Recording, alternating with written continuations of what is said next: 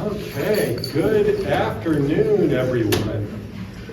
Wow, it's a big crowd, fantastic. Well, I am so glad we're all here. It is my privilege and delight to introduce my friend and colleague, Dr. Jessie Vander.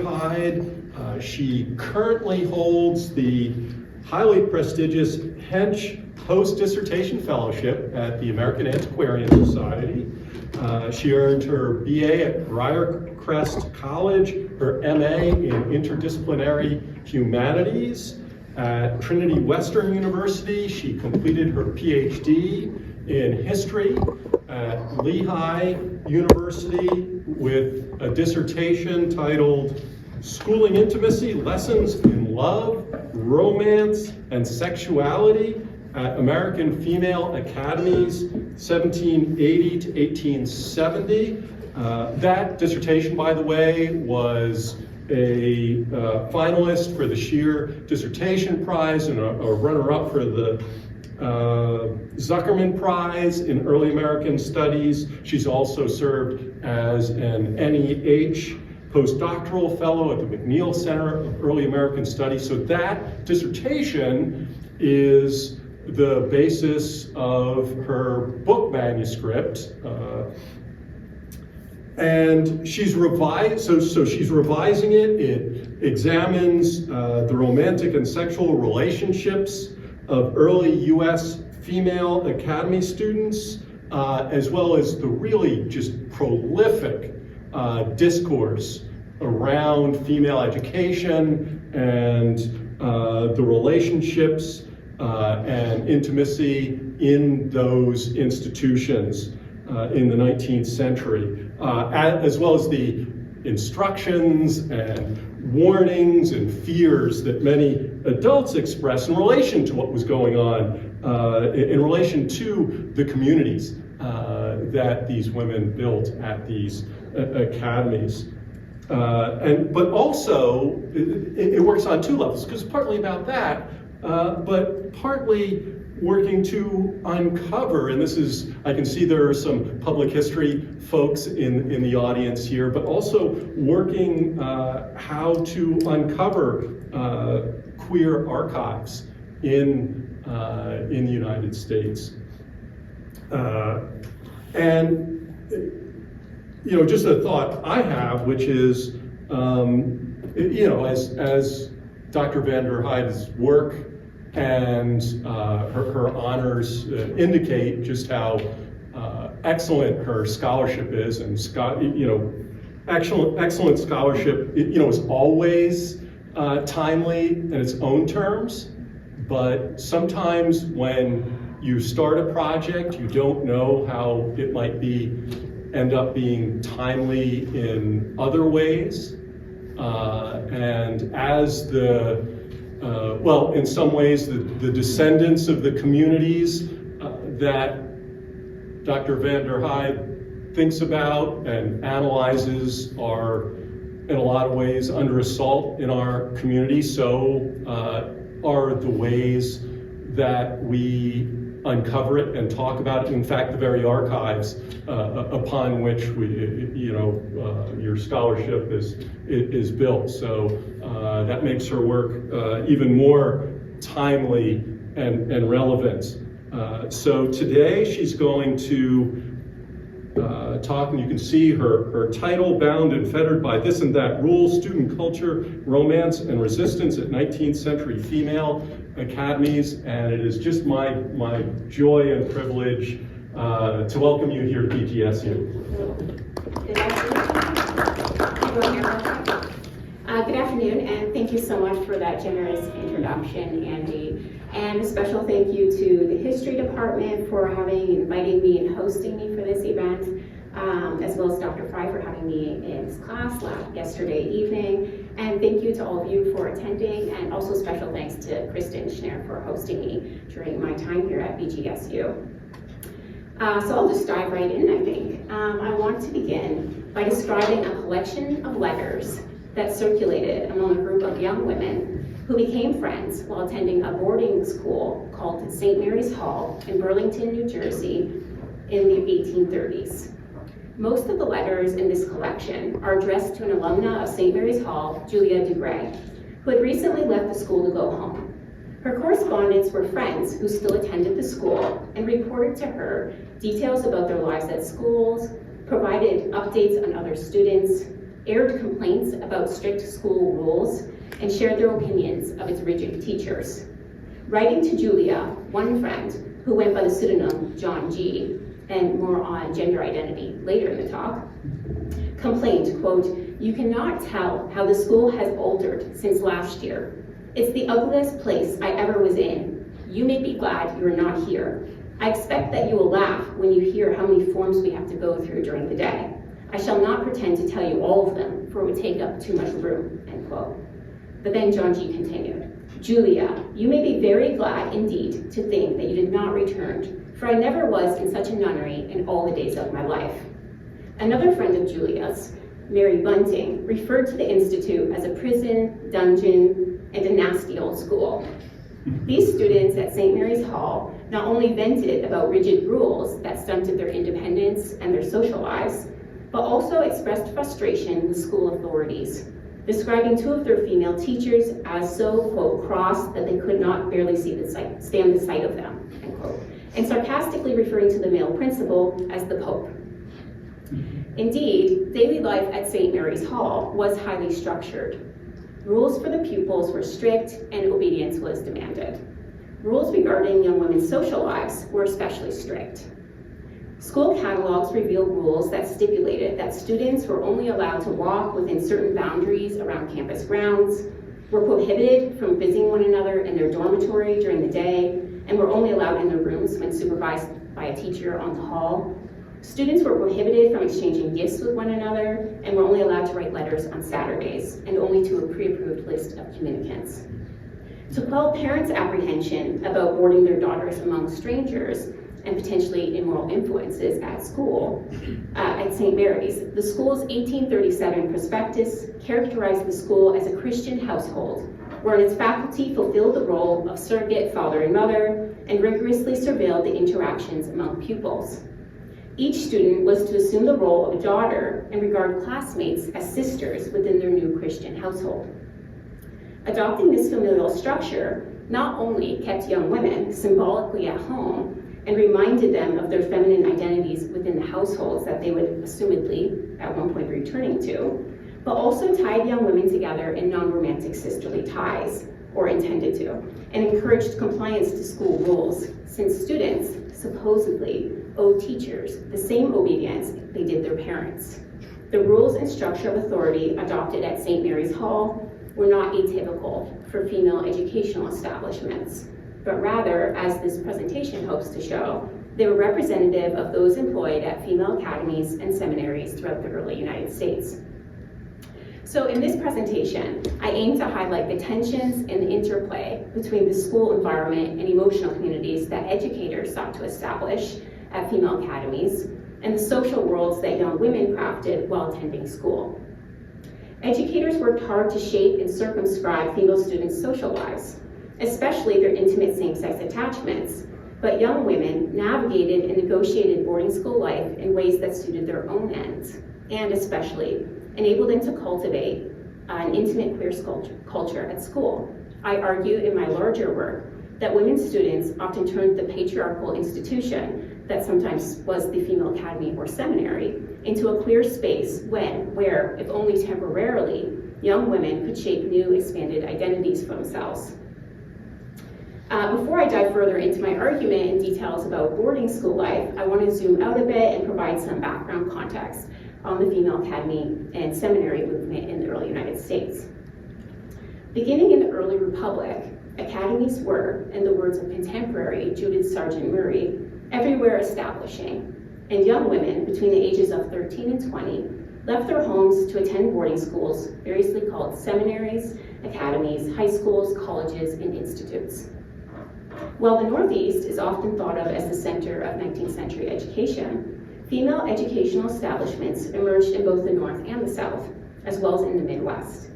The number of women's schools that emerged is difficult to quantify because female academies were often local private endeavors and were frequently economically unstable and opened and closed with rapidity. But the female academy and seminary movement that occurred in the post-revolutionary and early 19th century US, nonetheless, marked a watershed in the history of women's education. The curriculum offered at female academies was more rigorous than that offered at the limited finishing schools that admitted elite women prior to the American Revolution. Academies focused on a classical and liberal arts education. Female boarding schools typically offered a 3 or 4 year course of study in English literature, reading and composition, arithmetic, geography, history, natural and moral philosophy, and botany, as well as electives in languages, music, and drawing. It was an academically rigorous environment. So you can see from the report card from Georgia Female College in the 1840s, some of the courses that students will be taking, as well as in this advertisement for a boarding school in New York. In many ways, the curriculum offered to young women at academies was equal to the education that young men received at male academies and colleges. However, female pupils were constantly reminded that women's education was meant to serve a different purpose than men's education did. Enthusiasm for women's education emerged in the post-revolutionary period as an answer to the woman's question, namely, what was women's role in the new nation? The answer, as many historians have pointed out, was a conservative one that posited women's role as that of Republican wives and mothers. In a speech at the Young Ladies Academy in Philadelphia in 1787, Benjamin Rush, a white physician, political leader, and educator in Philadelphia, argued, like other early supporters of female education, that women should be educated for their roles in training up the future generation of American patriots. There are several circumstances in the situation, employments, and duties of women in America which require a peculiar mode of education, Rush argued. The equal share that every citizen has in the liberty and the possible share he may have in the government of our country make it necessary that our ladies should be qualified to a certain degree by peculiar and suitable education to concur in instructing their sons in the principles of liberty and government. Further, education would not only enable women to teach their children, but it also shape women into suitable companions for men. Rush elaborated that, quote, the patriot, the hero, and the legislator would find the sweetest reward of their toils in the approbation and applause of their wives, end quote. Female education was, Rush instructed young women students, calculated to prepare you for the duties of social and domestic life. During the growth of industrial capitalism in the beginning of the 19th century, this ideology of Republican motherhood eventually blurred into an ideology of feminine domesticity or true or useful womanhood, an ideology that posited that women's role was to be pious, pure, submissive, and domestic. With the ideological separation of home and work in the midst of commercial expansion, white women were celebrated for their seemingly passive but moral role in the private sphere, while men became the assumed leaders and breadwinners within the public sphere. In lectures, school catalogs, and speeches, proponents of women's education iterated that women were not being trained for professions, but for their roles within their sphere. As prominent teacher, writer, and educational reformer Elmira Lincoln Phelps suggested to her students, quote, we, teachers, would not be instrumental in educating masculine women, but to seek to enlighten, refine, and elevate the female mind and character. Your education will be directed to fit you to become useful rather than brilliant, patient rather than presuming. Female usefulness was defined as domestic. In an address to students and parents at Greensboro Female College, Minister Samuel Talmadge argued, quote, females are not to be educated to become men. Domestic and not public life is their destined theater of action. And while certainly some women who attended academies and seminaries ended up being leaders in women's suffrage and reform, most academy founders and teachers publicly insisted they were not interested in women's rights, but instead were more concerned with women's duties. Indeed, the paradox of women's education was that while women's intellectual capacity was considered similar to men's, educated women were meant to use their intellect, at least in formal materials, to serve a different gendered purpose within society. And it's important to remember that the emergence of women's education occurred within the context of coverture, a legal system that stipulated that women's legal and economic identities were wrapped up with those of their fathers and husbands, rendering them legally subordinate to men. As evident in analyzing tuition and boarding fees, female academy education was a thoroughly middle and upper class project, and as a national project shaping Republican wives and mothers, it was also a white project.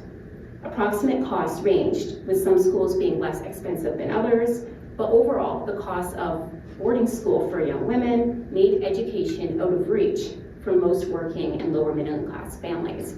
So you can see on the slide, this is from 1850, and tuition and board for one term was at $125, which would have been a pretty huge expense. At this time period, there were some schools that were more affordable, such as Mount Holyoke Female Seminary, which Mary Lyon designed to be more for farming daughters or the daughters of farmers. And at that school, they did more of the domestic labor themselves to sort of try to bring costs down so more people were able to attend. Moreover, an unspoken requirement for admission to most female academies was whiteness. Formal justification for women's education was that it prepared women for Republican motherhood and true womanhood, ideologies that did not often extend to describing the roles and experiences of women of color. Black women were largely excluded from securing civic identities as Republican wives and mothers, and arising from the emergence of industrial capitalism, the ideology of true womanhood was not associated with women of color, who were more popularly characterized as able laborers within the context of industrial capitalism and slavery. The cult of domesticity that pervaded middle-class thinking and undergirded women's education suggested that work and home were now separate spheres, but it was only privileged white women who, no longer valued as economic units within the household, had the time and means to attend academies and seminaries.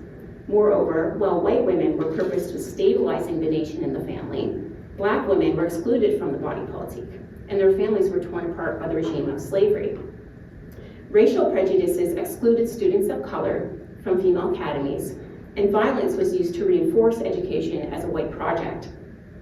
When white teacher and educational reformer Prudence Crandall welcomed African American students into her female academy in Canterbury, Connecticut in the 1830s, white parents expressed outrage and some withdrew their daughters from the school. In response, Crandall opened a school exclusively for African American young women, but it faced attacks.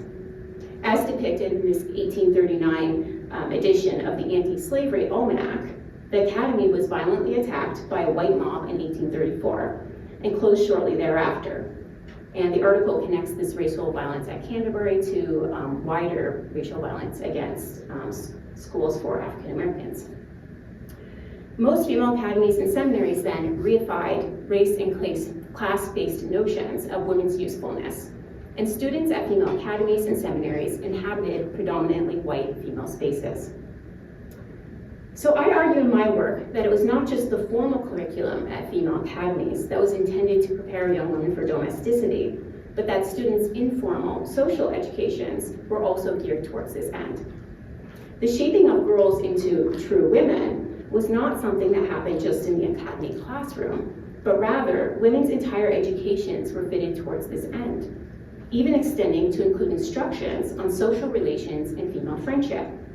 Educators worked to make the social environment of schools and young women's same-sex relationships fit into the ideal of and prepare young women for domesticity and true womanhood. When attending boarding schools, many young women were away from home for the first time, and thus away from parental supervision. One of the fears that adults expressed in relation to young women leaving home was that they would have opportunities to develop extra-familial social ties with other young women at school, and that some of these bonds might prove to be immoral influences. Specifically, adults worried that school relationships might disrupt young women's links to home and that schoolgirl ties might become too emotionally or physically intimate and distract young women from adopting prescribed familial identities, including the desire to be wives and mothers.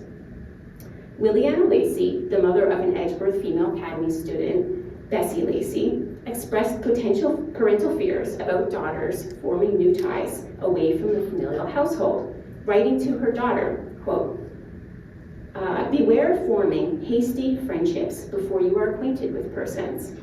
Lacey noted that she would almost rather someone throw her daughter into the Atlantic than place her among a parcel of girls in a boarding school where all disposition, ages, and tempers indiscriminately mixed because of the danger imprudent friendships might have. Lacey cautioned her daughter that, quote, while sympathy was very soothing and finding an object to love tenderly and fondly was very gratifying, Bessie needed to exercise the utmost discretion in forming friendships. Furthermore, Lacey advised her daughter to control her feelings and not form too strong of friendships. Bessie's father clearly agreed with his wife's warnings on female friendship, making a note on the side of the letter to Bessie, saying that, quote, he hoped his dear daughter would read, mark, and inwardly digest this letter of Bessie's beloved mother, one of the best letters he ever read.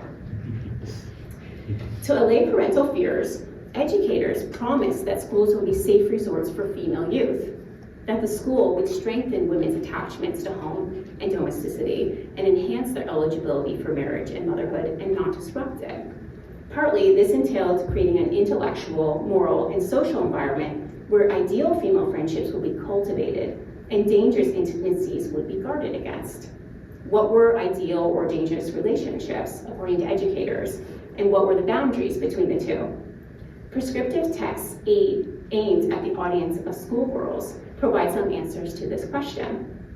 At the same time that middling and upper-class young women were newly off to female academies and seminaries, there was an outpouring of texts published, many written by parents and teachers, that outlined the ideals and dangers of schoolgirl friendships. In texts such as The Daughter at School, written by John Todd, the president of the Young Ladies Institute in Pittsfield, Massachusetts, and Daughters in School, authored by the founder of Augusta Female Seminary, Rufus Bailey, adults outlined that appropriate female relationships were those that aided young women in marriage by teaching them how to develop desirable feminine traits, such as piety, purity, self-discipline, and amiability, and by teaching them how to choose friends and then husbands, according to reason and calculation, rather than romance, fancy, or feeling. Dangerous friendships, on the other hand, were those school relations that became too emotionally and or physically intimate and distracted women from their predestined domestic roles. Advice writers argued that female friendships needed to prepare young women for heterosexual marriage, but not replace or challenge it, and that youthful same-sex ties were merely emotional rehearsals for heterosexual marriage, and thus should eventually be replaced by the more quote, mature heteroromantic tie of marriage. Conduct authors suggested that it was natural that female friendships should end, or at the least be radically transformed, when women became of marital age, because husbands would replace intimate female friends. As conduct author Dina Craig argued in her A Woman's Thoughts About Women, if a woman's same-sex bond was to survive in marriage, quote, it must change its character, temper its exactions, resign its rights, in short, be buried and come to life again in a totally different form. For once women had husbands to fuss over and a house to mind, it was more likely they would find themselves kissing the babies instead of one another. This was natural and good, according to Craig, because once married, neither husband nor wife should have or desire a dearer or closer friend than the other. In fact, having a female friend who was closer or dearer to a wife than her husband was erring and inconceivably deplorable. Educators plan to keep young women safely within their gendered sphere through several ways. First, school schedules. Female pupils regularly made note in their diaries and letters of the rigorous schedules adopted at academies. And here's an example of a typical daily schedule at seminaries. This one is reported from a student at Mount Holyoke Female Seminary in the 1840s. And I'm not going to read the whole piece, it's fairly long, but just to note that they get up at 4:45 in the morning, they go through a series of activities, mostly classes and study time. But one thing I thought was interesting is that it's just 15 minutes before dinner that the students were allowed to enter each other's rooms or spend time as they pleased throughout the entire day, at least as she's reporting it. And many students, as I will discuss later, complain about these rigid schedules. She even mentions at the beginning, or at the end, that sometimes she goes to bed with her day clothes on because she doesn't have enough time to change before the inspection comes around to make sure everyone has their lights out. In the early days of Mount Holyoke in the 1830s, 27 bells rang throughout the day, guiding students through their routines. Teachers designed schedules to intentionally keep girls busy. This was in keeping with 19th-century reformers' beliefs that busy minds and bodies left little time for mischief. Educators scheduled social activities for young women, but these activities were almost always formal public events, which were attended and supervised by teachers.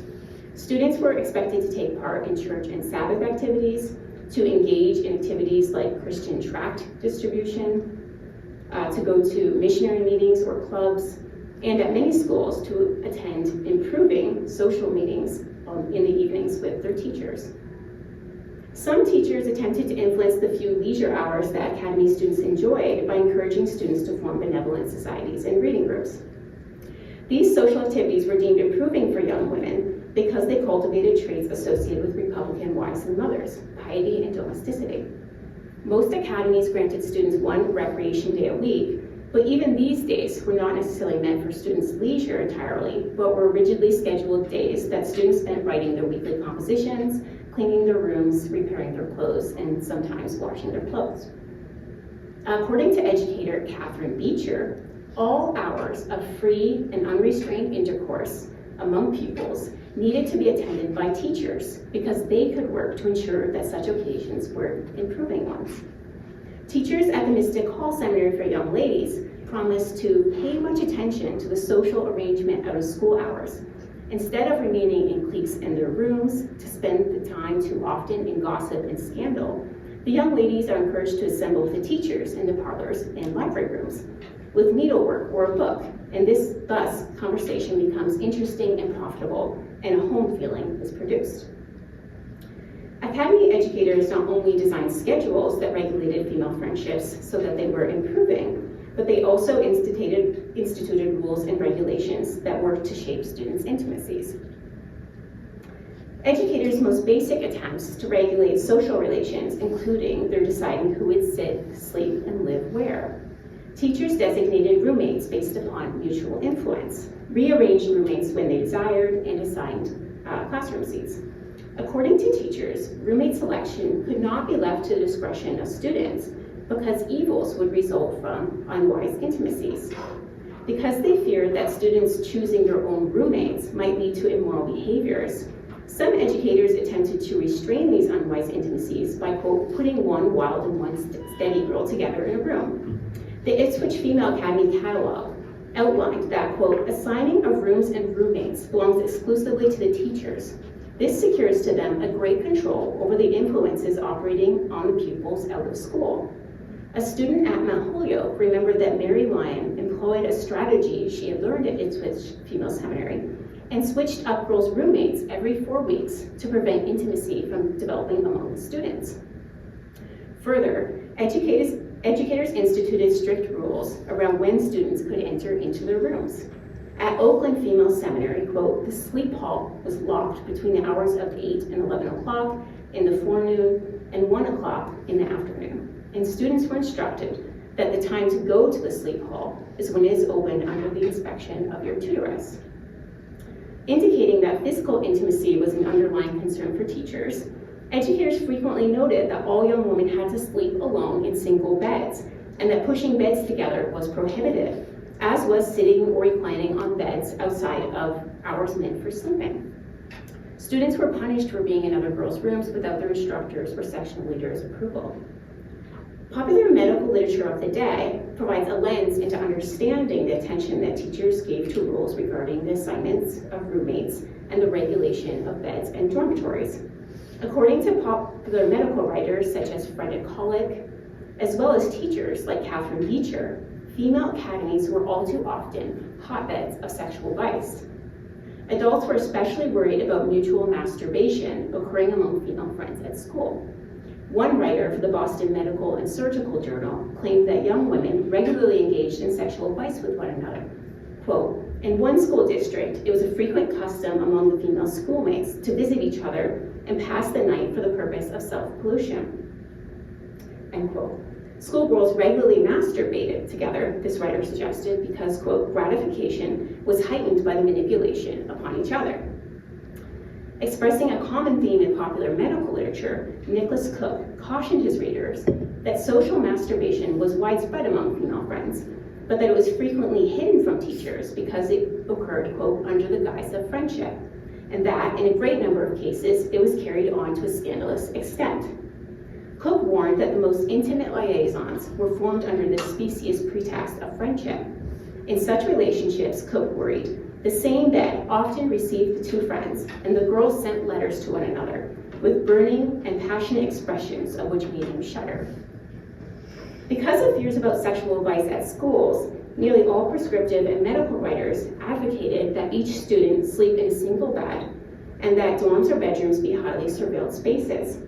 This anxiety around girls being too physically, girls and young women, and we can talk about the term girls later, they often refer in the primary documents to young women as girls, as do students themselves, so I have used that throughout my paper, but realizing girls might have a slightly different connotation today.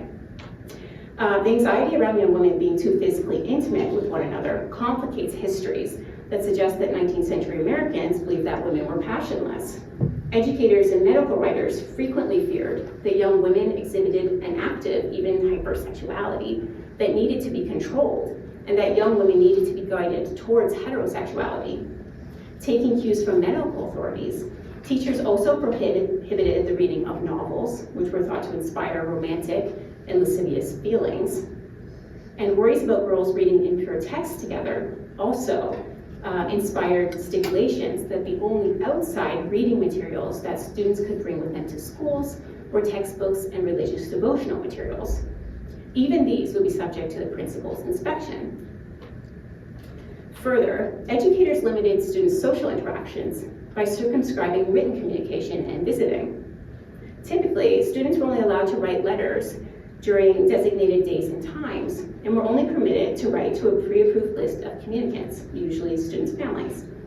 Students were not usually allowed to pass notes while at school, and any communication that was passed between students and between students and outsiders was open to teachers' inspection. At a seminary in Connecticut, young women were prohibited, quote, "from attempting to communicate ideas privately to one another." Rules about students passing notes and letters to one another was especially strict at Oak Ridge Female Seminary in Pennsylvania, with rules stipulating that, quote, "any young lady who shall clandestinely receive any note or other communication will commit an offense in the highest degree worthy of censure, and any pupil who shall carry or bring any note or other communication without the knowledge of the principal will be liable to forfeit her place in school," end quote. Further, to ensure compliance to this rule, students were not allowed to carry writing materials to their chambers. The principal, writing to the board of the school, explained the reasoning behind such rules, quote, "we feel it our duty to guard students as much as possible from every source of evil influence, and knowing from actual observation, as well as what we have learned from others, that the correspondence between young ladies at school, when not examined, sometimes becomes of a very improper character, we claim the right of examining any and every letter or note that may be received or sent." In addition to rules concerning communications, academies circumscribed students' movements. Pupils were only allowed to leave academy grounds in order to go to church or to go on visits that were authorized by principals and teachers well in advance. And if students needed to procure items from a nearby merchant, it was required that a teacher attend with them. Moreover, female schools were intentionally kept small and to ensure a home feeling, and so that teachers had the ability to carefully surveil students at all times. Third, working in tandem with school rules and schedules, the familial structure of schools worked to circumscribe students' social lives. The familial system that female academies established not only was meant to serve as a reminder that young women, even as students, had never totally left their proper sphere of the home, but it also justified careful parental supervision over young women and their social lives. Conceptualized as surrogate parents, teachers were supposed to be intimately familiar with each of their pupils and her friends. Describing the parental care offered at his school, the principal at Glen Anna Female Seminary promised that his pupils would be under the constant supervision of the principal. Young women studying at Glen Anna would sit at the same table with the teachers and be kept in constant association of teachers, because this was, according to the principal, the best substitute for parental care.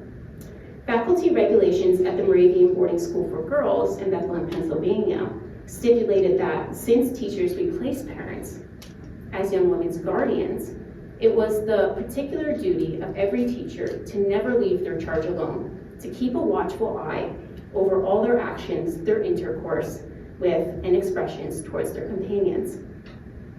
The principal of Oak Ridge Female Seminary promised that the familial model adopted at the school should alleviate parental fears about evil influences at school. Young women would form attachments wherever they were, the principal argued, and since teachers cared for students like parents, but were actually able to constantly watch over students more fully, young women would actually be safer at school than at home. Experience has taught us, the principal stated, that much injury may result from the mutual influence which young persons exert upon one another. And we have come to the conclusion that pupils whose moral principles are not firmly established should have few opportunities of being together unobserved.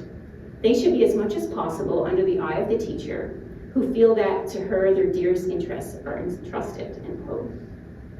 Assuring parents that the Bellevue Seminary operated upon a familial model that watched over the morals and hearts of its students, a spokesperson for the institution boasted, quote, "A long personal acquaintance enables us to say that we know of no one to whom we would commit the charge of those whom God has given us with greater confidence of having them return to us, unstained and pure." At larger schools such as Mount Holyoke, students were split into groups that each had a section leader, a female teacher whose job entailed having a motherly familiarity with her charges. Section leaders met with their students for approximately an hour every afternoon, and, in the words of one Holyoke pupil, took an account of every student, littering them with questions such as, did they break any school rules, and did they have any communications that day? Mary Harriman Sumner joked that she and her peers were regularly required to attend sectional exercise, which is a kind of confessional for us poor nuns, and that is, we are asked questions concerning our obedience to the values of the family. Unquote. Assurances to parents of replicating familial authority, were crucial for keeping an adequate student enrollment and assuring parents that their daughters would be safe while at school. Female teachers played a particularly significant role in Academies' familial structures and their systems of social surveillance.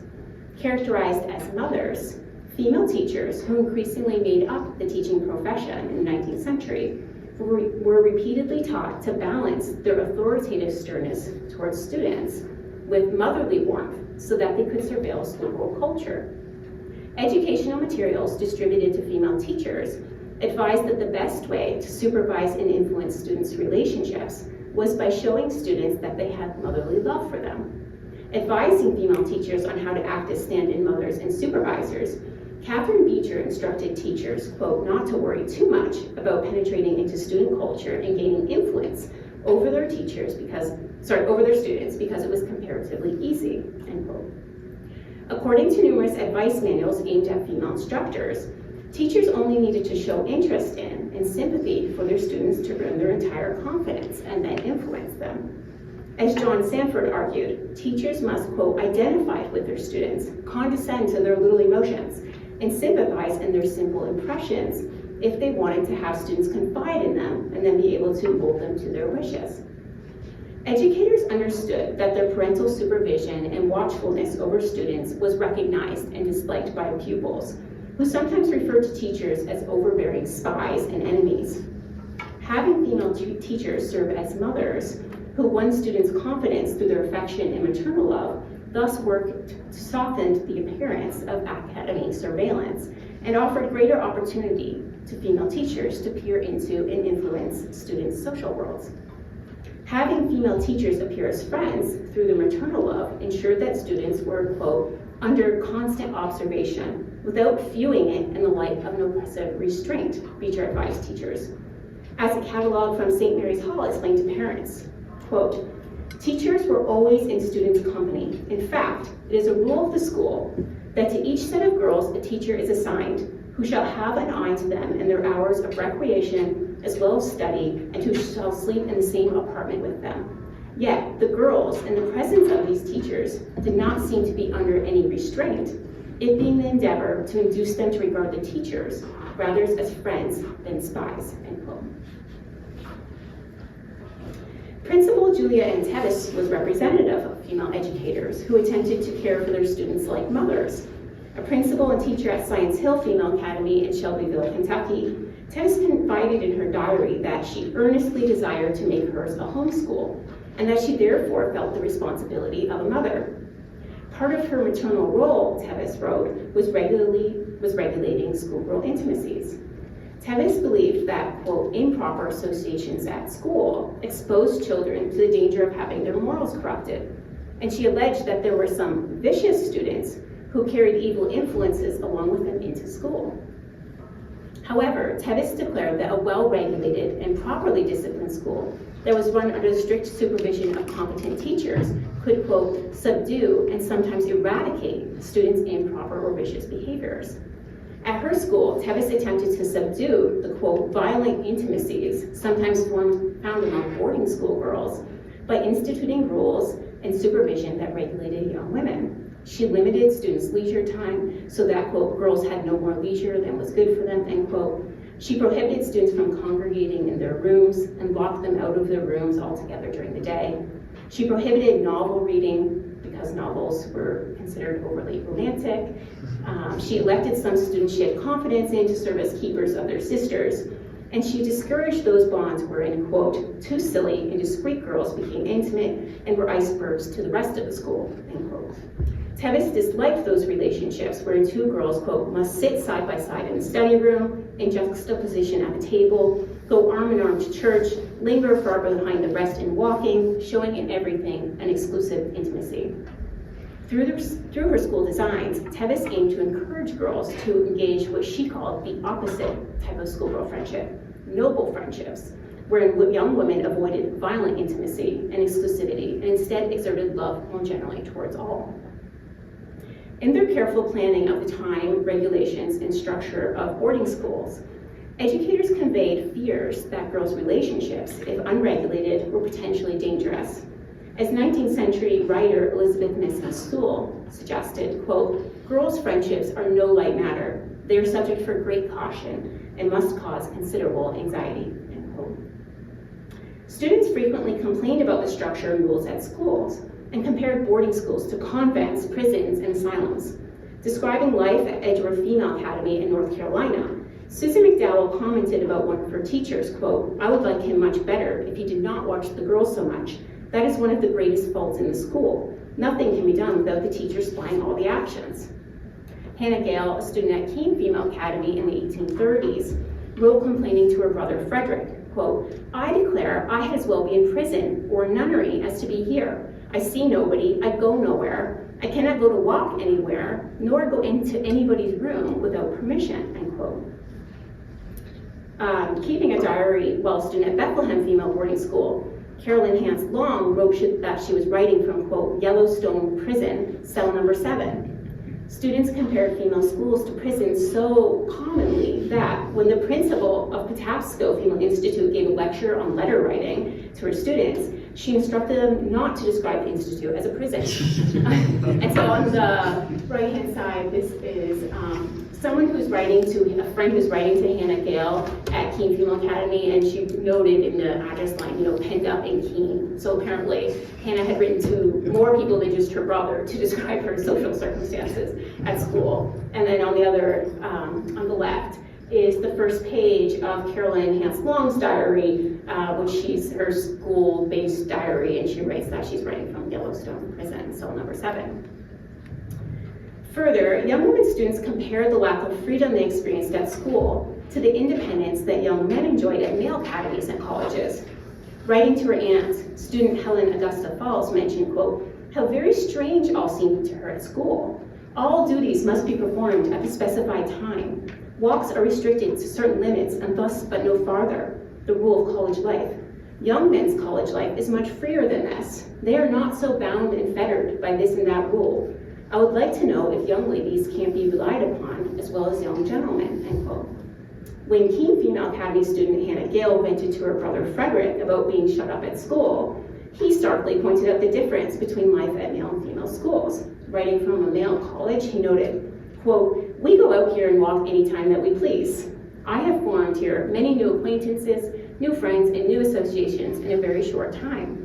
We have 3 regular lessons a day, except on Saturday, when we have only 1, which we get through about 10 or 10:30. All the rest of the day we have to ourselves, to go out to town where we please, provided we would come back in the evening," end quote. While students felt that regulations and schedules stunted their independence and their social lives, they nonetheless carved out spaces for themselves and built their own student cultures. One of the ways in which they did so was by cultivating a queer student culture that disrupted official prescriptions about what the purposes, goals, and contours of female relationships were. Rather than dedicate all of their time preparing for heterosexual marriage and motherhood, as their educations often suggested they should, students cultivated intimate relationships that privileged one another. In so doing, they also disrupted the notion that they should only have identities or should have identities only as daughters and sisters, and instead created fictive kin relations as fiancés and marital partners. And they often broke school rules to do so. So returning to the group of students that I mentioned at the beginning at St. Mary's Hall, Julia DeGray's friends complained to her about school rules and schedules, but they did not entirely feel inhibited by them. After describing the punishments for breaking rules at St. Mary's, Julia's friend John wrote, "What do we care for the bad marks? If we have them, we are dismissed from the school, so they say."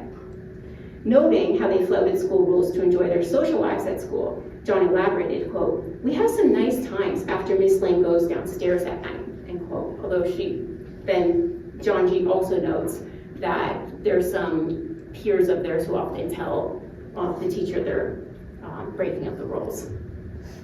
Moreover, while Julia attended St. Mary's Hall, she developed an intimate attachment with the writer of some of these letters, John G., who described themselves as Julia's affectionate husband. Or I think this one I have on this slide, because there's multiple letters within the collection, here it says, letter is from true husband John G. to Julia DeGray.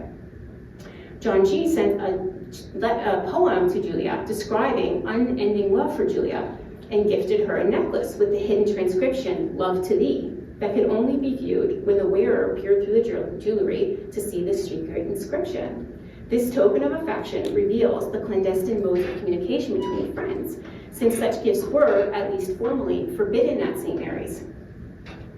The boarding school life that students at St. Mary's Hall crafted was not exceptional. Rather, their interactions with one another were part of a wider cultural phenomenon at female academies and seminaries, where young women students cultivated and prized a romantic student culture. At the heart of students' social world was a sweetheart culture that prized what 19th century contemporaries called intimate, particular, or exclusive relationships. Young women did not generally act romantically with all of their friends, but rather cultivated romantic, monogamous partnerships with the beloved. Contemporary students and teachers frequently commented on the prolific nature of sweetheart culture at schools. Ruthie Cappard, an alumna of St. Mary's Hall, recalled, quote, "It was the custom in those days for schoolgirls to have sweethearts among their own sex. The devotion that schoolgirls felt towards their same-sex sweethearts was such you cannot imagine," Cappard informed her readers. Annie DeMuth, a teacher at Salem Female Academy, described her students as overwhelmingly romantic with one another. "The girls here have such a foolish notion. Everyone, I believe, have what they call their lover." While women students developed various levels of intimacy with one another, those who engaged in sweetheart relationships generally expressed their emotional and physical intimacy through enacting 19th century courtship rituals. Indeed, some students involved in sweetheart relationships refer to themselves as courting one another. Young women described their sweetheart's physical beauty in erotic terms. Some explained that they felt flush or faint when around their loved one. Others described having erotic dreams centered around their crushes. Many young women described their sweethearts as flames, lovers, and or fiancés. And some compared the relationships to the marital bond, referring to one another as husbands and wives. And I'm researching and writing about dozens of examples of these in my current book project, but I am getting low on time, and I'm just going to tell you briefly about one before I conclude. So the Gale family papers document the school experiences of Hannah Davis Gale through a series of letters written in the 1830s.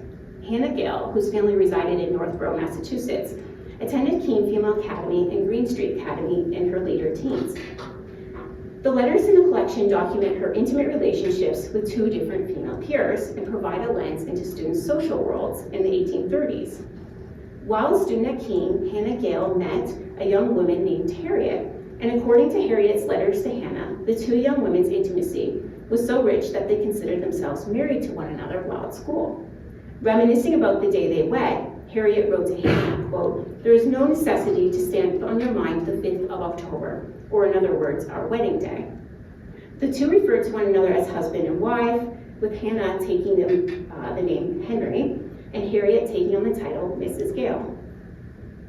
Trouble entered the relationship between Hannah and Harriet, however, when Hannah switched her schooling from Keene to attend school in Providence and developed a romantic bond with another young woman student. We know about this change in Hannah's affections from another peer at Keene, Laura, who referred to herself as the bishop of Keene Female Academy, and they referred to the school overall as a convent. Laura, or the bishop, wrote to Hannah shortly after school closed one term, admonishing Hannah for being unfaithful to her wife Harriet.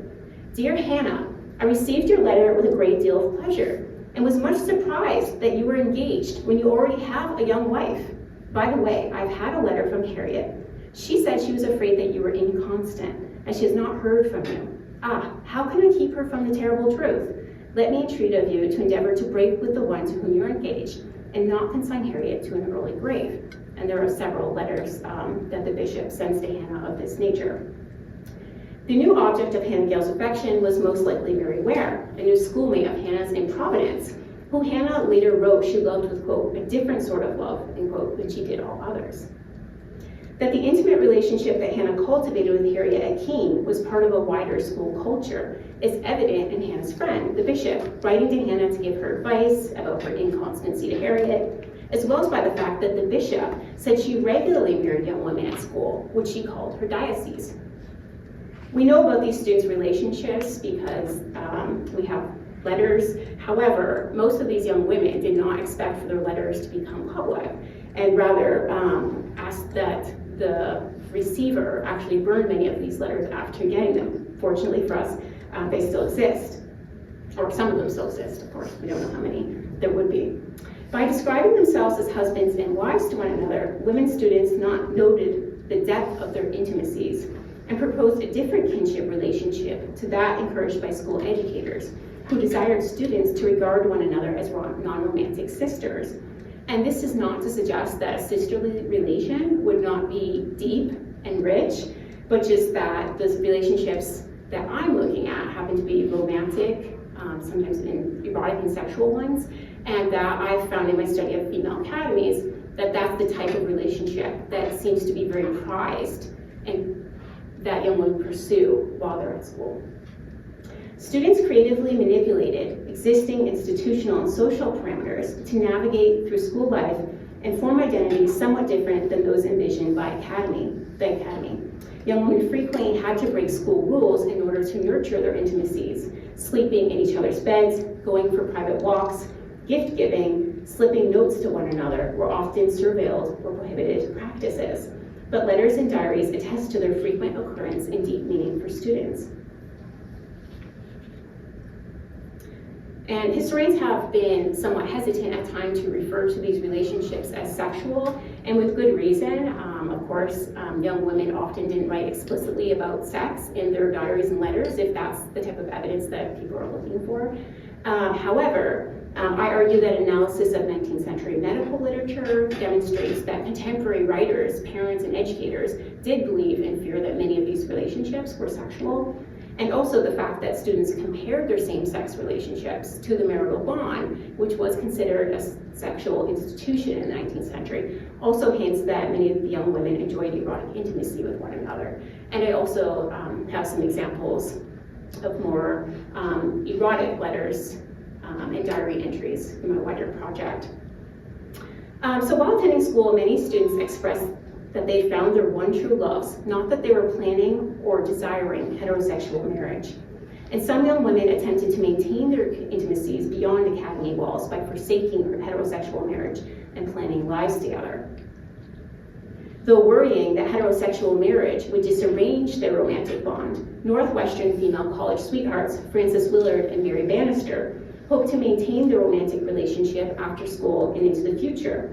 Writing in the late 1850s, Willard sent a letter to Mary, quote, "If God wills, we'll not walk separately, but all down through the years, we'll journey together, making each other's paths, though side by side and almost one, full of violets. My darling loves these best, and memories in springtimes," end quote.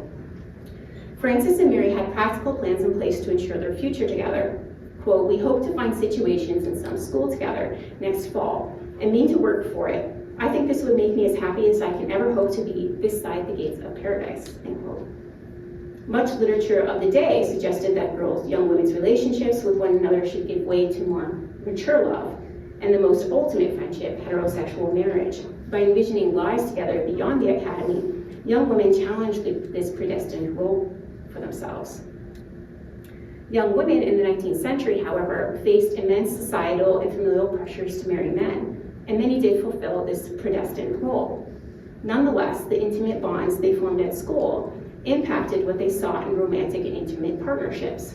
Moreover, some young women's experiences with love and romance at school shaped their wishes for lifelong female intimacy.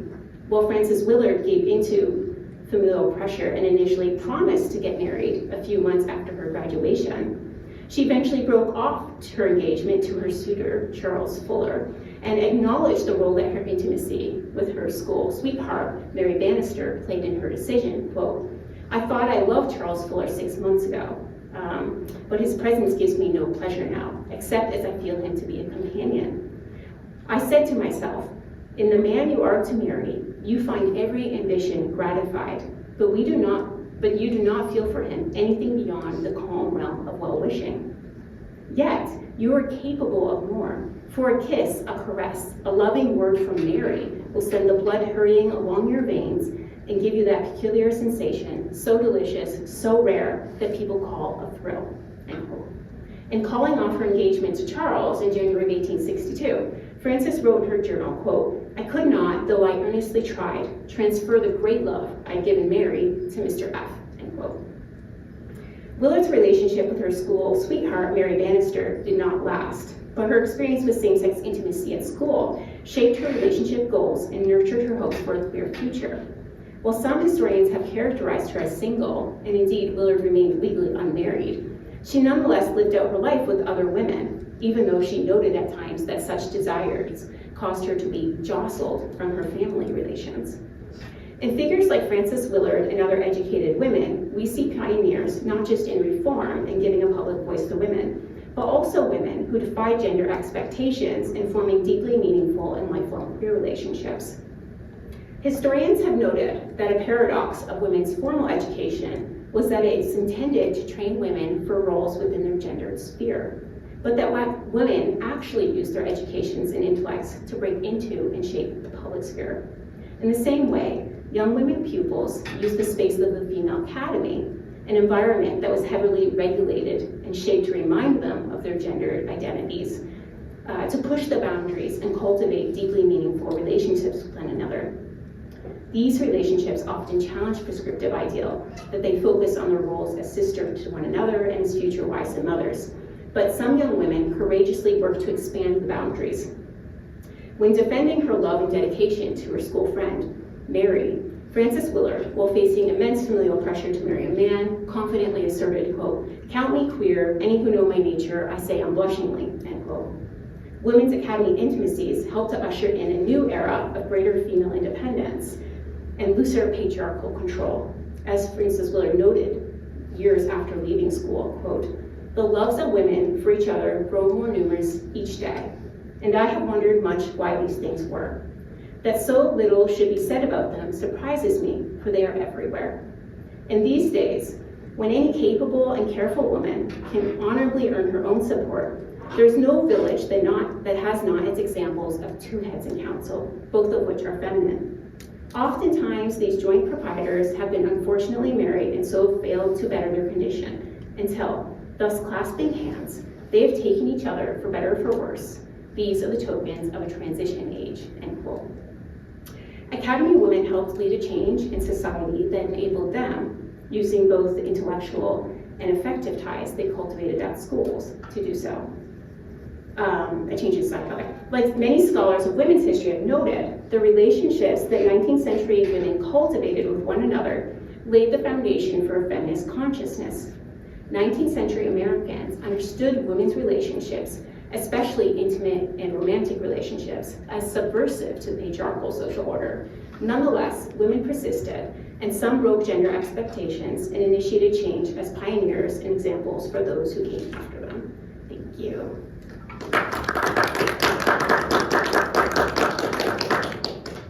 And so I guess we're open to questions.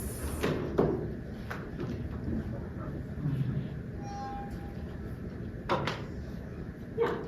So I have one. You have like a number of schools that kind of range geographically. Yeah. Do you find differences between what girls are expressing, say, in like the northern states versus the southern states? Because I know that there's some debate about how Republican motherhood, domesticity function differently in those two regions. Yeah, so great question. So I do have a wide geographic range, and when I initially started this project, I thought I would just focus on the Northeast, but gradually decided that it actually made sense to study the South as well, because there seemed to be so much overlap in terms of the academy links between educators and teachers. So young women from the South were often educated in the Northeast, and then the Northeast was more likely training teachers who would go to the South to teach, since in the South it wasn't quite as desirable that an educated woman would even spend as much time teaching. So there was some overlap there as well. Teachers in the Northeast would often make connections for their students to go teach down South after they finished with their schooling. So that was one of the reasons. I saw a lot of overlap in terms of the school networks. So Emma Willard, who famously began Troy Female Seminary, her sister was Elmira Lincoln Phelps, who ran a school in the South, and there was like a lot of back and forth between students and teachers. So that's sort of an explanation. It doesn't address your question yet, for why I decided to make it a more, I don't know if I could say national, because of course I don't have as much from the West Coast, but North, South, and the Midwest. And in terms of the education, in the South, there is still more attention to what they call ornamental courses. So things that maybe include like drawing, like penmanship, maybe not drawing, penmanship, things that were associated with like finishing schools was still more valued in the South than they came to be in the Northeast in terms of their education. And partly also maybe there were slightly wealthier girls who were attending school in the South, and the social structure was very hierarchical because of it being a slave society, or society around slavery. So they didn't look down on sort of ornamental finishing school touches to a young woman's education in the same way they would in the Northeast. That being said, your question is more about the students' expressions, and I haven't found there to be a difference. If anything, in the South, they maybe seem to be a little bit more expressive in some of the letters. Like some of the best examples that I have to write about actually come from girls who are attending schools in the South, but there's no solid conclusion I can draw from that, because so many records are probably missing, and obviously there's infinite number of letters and diaries that I have yet to read. So in terms like of the student culture, it seems very similar across both regions. So, does that answer your question? Yeah. I see Andy's hand going up, yeah. Yeah, no, I thank you so much for this. I was thinking about, you brought this, well, all these fantastic sources, but I was thinking about that wonderful comparison that you have through the letters of, I guess, a woman in one of these academies and her brother, and her brother says, "Hey, we go wherever we want all the time," right? But you know, comparing these, you know, so you get this sort of gender comparison there. And I was also thinking about, you know, there's this intersection also of you know, gender, race, class. I was thinking about like class comparisons, and maybe this is, and feel free to say like, oh, this is sort of beyond what you've looked at.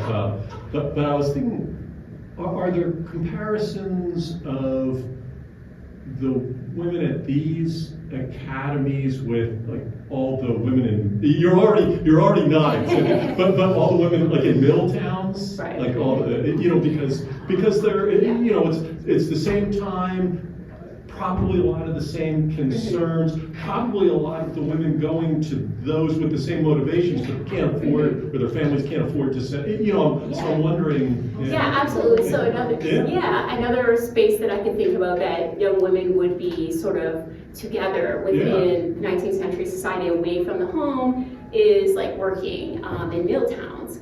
And so that's part of the project I'm just sort of entering into. But what I've found so far, first I would say actually the boarding regulations for the women working were actually a lot looser than at a female academy. So at a female academy, students were not allowed to leave the academy grounds, even to go home at some schools, because they did not want any outside influences on young women at all, and they thought it was disruptive to a woman's education.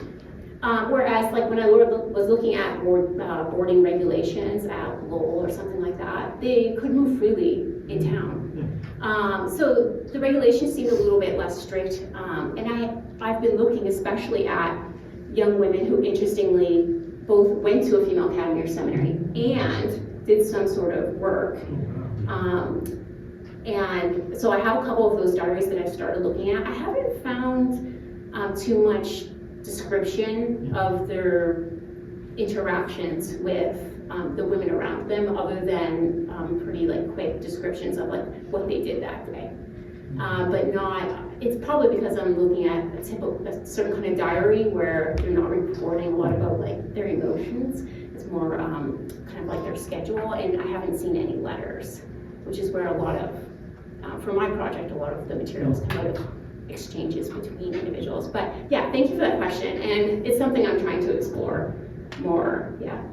And along those lines, when you were describing the very strict rule environment, I was really glad when you talked about the men not having that environment, because it reminded me of Native American boarding school regulations that were equally strict for boys and girls. Oh, very interesting. And restricting their movements. And I don't know what the connection is there necessarily. I thought of the term like domestication, like there is a kind of domesticating impetus maybe behind it, but it was kind of striking to think about, you know, that men were free of these, white men were free of these regulations. But it reminded me a lot, and mostly after the Civil War is when the boarding schools really developed, so slightly after, but that might be an interesting one. Yeah, that's a very interesting component to think about. Thank you so much for that. There is one, like the Cherokee female seminary that I've been looking at for young women, and interesting how in their student newspapers, they're kind of describing the regulations of school life in different ways. And I feel like it's even more strict at their seminary than white girls experience. So that's a very interesting component about young men. And it would have been a lot of the white women who went to teach at these schools. They were often, the superintendents were often male, but the teachers and the people running them were often women. So maybe that's a... Yeah, that's really interesting. Thank you so much. Anyone else? I have one question. You mentioned the difference between girls and young women. Oh, right. I'm curious what that difference is and how that shows up in some of the articles. So I debate like calling these young women girls at times, because I think it can, like, in contemporary, I mean, depending on who's saying context, it can kind of sound patronizing, like they're very young, and some of them within the 19th century are considered, you know, of the age of consent, that many of them are getting marriage proposals while they're at school. But at the same time, during that time period, they referred to themselves as girls, especially schoolgirls. Like that was an identity to be a schoolgirl, kind of like maybe being a college student might be, or a college girl in the later 19th, early 20th century would have been. It was kind of like an identity. So some historians also who study, girlhood and adolescence in the 19th century have argued that the term girl had a different meaning in the 19th century, and that it kind of just denoted a young woman or someone who was not a child necessarily, but also not a mature woman, so it was kind of like an in-between stage. So I have debated at times in my own work, like should I use the word girl when I'm talking about an 18, 19-year-old woman who's considering marriage proposals? But I do sometimes slip into language because they used it so much during the time period, and the young women themselves use it as an identity marker too. And it's often like seen as like, it seems to me like an identity they want to have. Like being a schoolgirl is an identity that shows that I'm educated and that I'm part of sort of this social world as well. Does that answer the question? Yeah, it's Okay. just interesting to think about the different terminology. Yeah. So, yeah. One clarifying question, something you mentioned at the very beginning, about the understanding in the early 19th century about women's intellectual capacity being roughly equal to men. And I have read differing ideas about that many of the schools did have this kind of domestic finishing school with the idea until maybe Vassar and some schools were started specifically, with really deep academic intentions that began to show up in institutions. And so I wonder if you could talk just a little bit more about the general understanding of people, of probably men, I guess we're talking about, generally during this time about the intellectual capacity of women.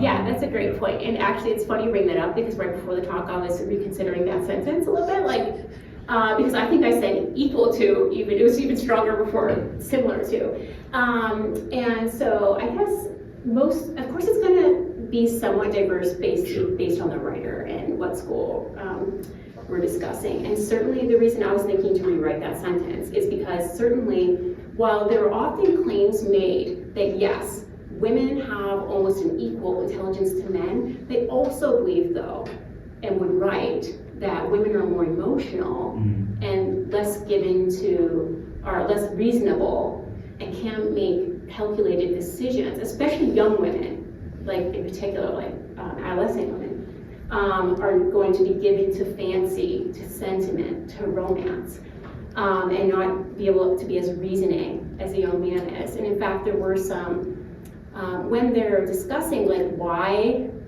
female academies and seminaries are so strict compared to young men's schools, like they do discuss that sometimes within their educational materials, they will even say, look, young men are more calculated and reasonable, and they need to be prepared for the world in which they're going to live, which is the public sphere, and it's just fitting.